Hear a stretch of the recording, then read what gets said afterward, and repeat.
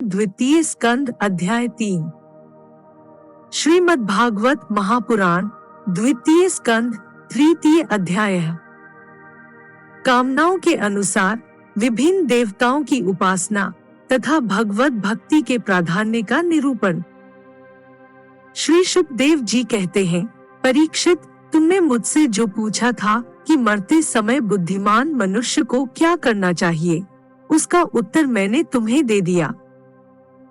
जो ब्रह्म तेज का इच्छुक हो वह बृहस्पति की, जिसे इंद्रियों की विशेष शक्ति की कामना हो वह इंद्र की, और जिसे संतान की लालसा हो वह प्रजापतियों की उपासना करे।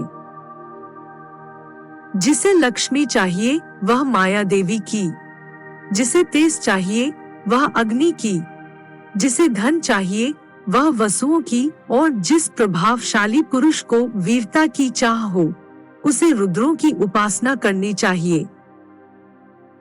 जिसे बहुत अन्न प्राप्त करने की इच्छा हो वह अदिति का, जिसे स्वर्ग की कामना हो वह अदिति के पुत्र देवताओं का, जिसे राज्य की अभिलाषा हो वह विश्व देवों का, और जो प्रजा को अपने अनुकूल बनाने की इच्छा रखता हो उसे साध्य देवताओं का आराधन करना चाहिए।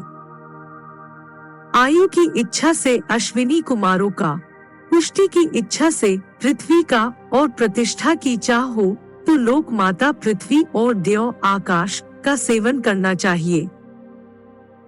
सौंदर्य की चाह से गंधर्वों की, पत्नी की प्राप्ति के लिए उर्वशी अप्सरा की, और सबका स्वामी बनने के लिए ब्रह्मा की आराधना करनी चाहिए। जिसे यश की इच्छा हो वह यज्ञ पुरुष की, जिसे खजाने की लालसा हो वह वरुण की, विद्या प्राप्त करने की आकांक्षा हो तो भगवान शंकर की, और पति पत्नी में परस्पर प्रेम बनाए रखने के लिए पार्वती जी की उपासना करनी चाहिए। धर्म उपार्जन करने के लिए विष्णु भगवान की, वंश परंपरा की रक्षा के लिए पितरों की, बाधाओं से बचने के लिए यक्षों की, और बलवान होने के लिए मरुदगणों की आराधना करनी चाहिए।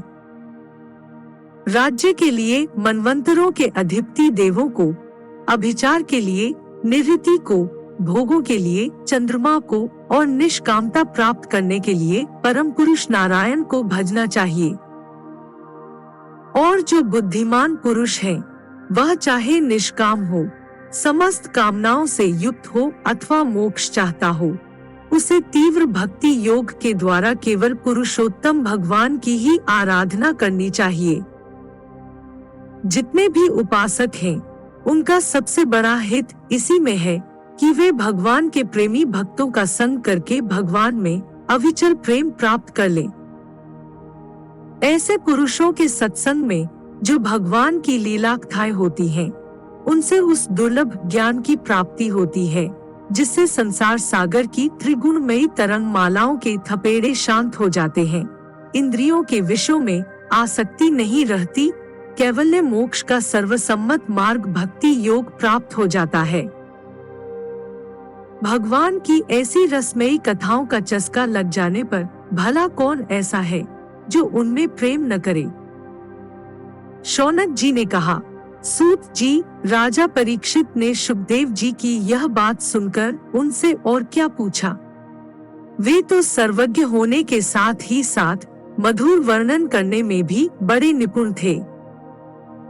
सूत जी, आप तो सब कुछ जानते हैं, हम लोग उनकी वह बातचीत बड़े प्रेम से सुनना चाहते हैं, आप कृपा करके अवश्य सुनाइए।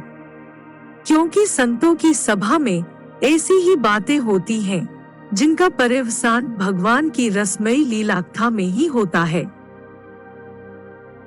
पांडुनंदन महारथी राजा परीक्षित बड़े भगवत भक्त थे।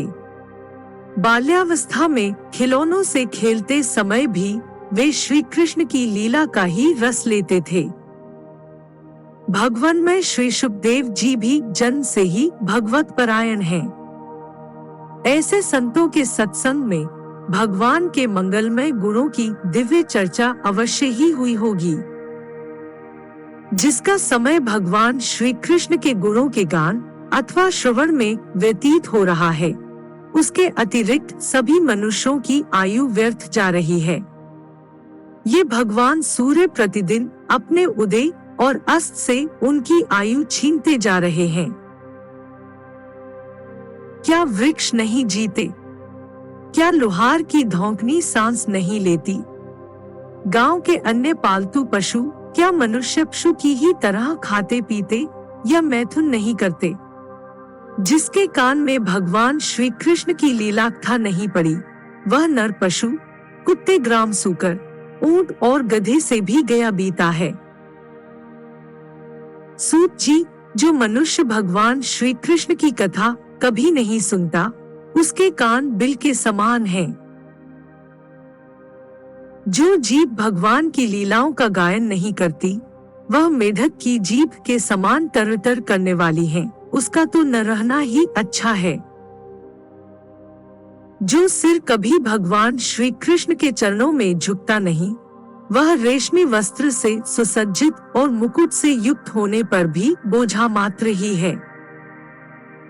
जो हाथ भगवान की सेवा पूजा नहीं करते, वे सोने के कंगन से भूषित होने पर भी मुर्दे के हाथ हैं।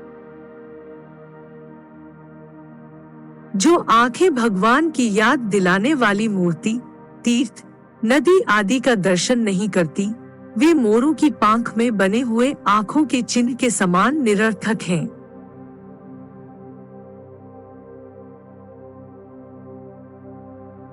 मनुष्यों के वे पैर चलने की शक्ति रखने पर भी न चलने वाले पेड़ों जैसे ही हैं, जो भगवान की लीला स्थलियों की यात्रा नहीं करते।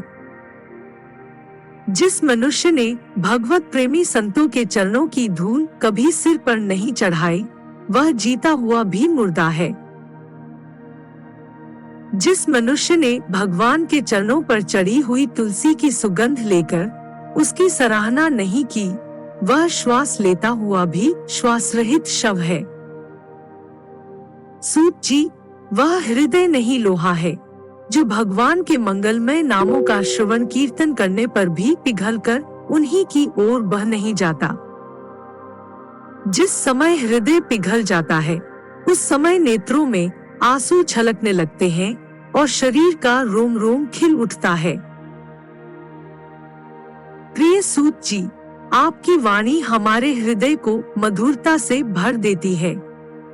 इसलिए भगवान के परम भक्त आत्मविद्या विशारद श्री शुकदेव जी ने परीक्षित के सुंदर प्रश्न करने पर जो कुछ कहा, वह संवाद आप कृपा करके हम लोगों को सुनाइए।